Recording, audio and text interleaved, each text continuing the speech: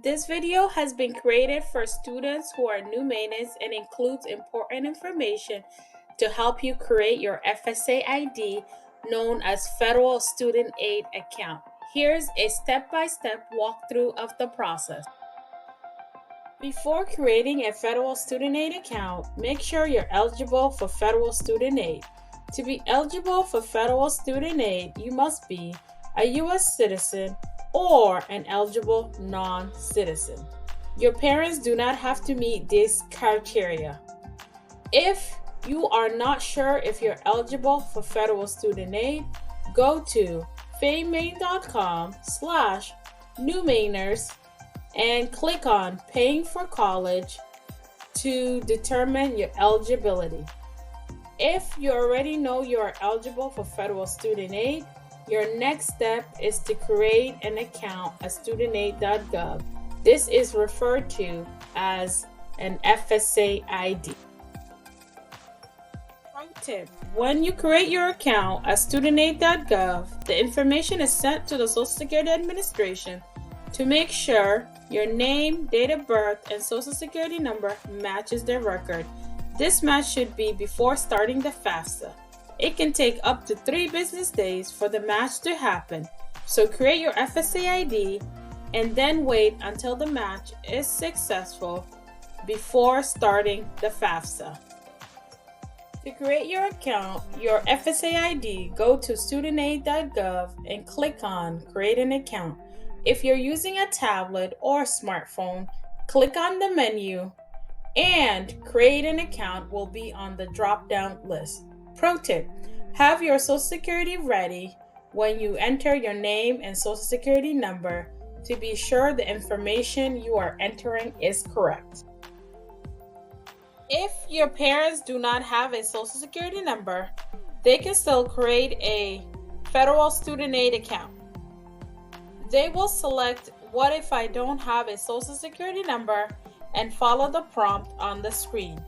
However, because their identity cannot be verified by the Social Security Administration, an additional step will be required to verify their identity. They will either need to answer 4 additional questions or provide additional documentation. If you have questions about this process, please contact me, Florica Melwell, Lumena Specialist, at fmelwell@famain.com to assist. You will be asked to enter your username, email, and password. Pro tip: do not use your high school email address or work email address. You may not have access to those accounts going in the future. The email address is used to send you a secure code each time you log into StudentAid.gov.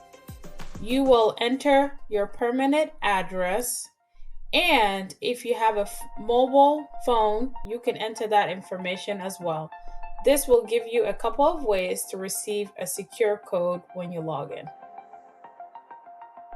If you use an authenticator app, you can use that as well. You will be asked to set up challenge questions in case in the future you can't access an old email address or mobile phone. Make sure the person that is creating the account is able to answer questions. If students are helping parents create their account, make sure challenge questions are ones that parents will be able to answer. Here you will pick your communication preference, which could be email or a postal mail. Once you've picked your preference, then you will click on Continue. You will need to confirm and verify account information and make any edits if needed, and then click on Agree and Continue. Near the end of setting up your account, you'll receive an email with a secure code. Make sure you have access to your email account when you set this up. The code is only good for a short period of time. If you entered a mobile phone number, you'll get a text as well. Make sure you're in a place where you can receive a text message. Then, congratulations, your account is created. Make sure you write down your account information and keep it in a safe place. You will need this information each year when you complete the FAFSA. You'll be given a backup code in the event that you no longer have access to your account. Please write this down and keep it in a safe place.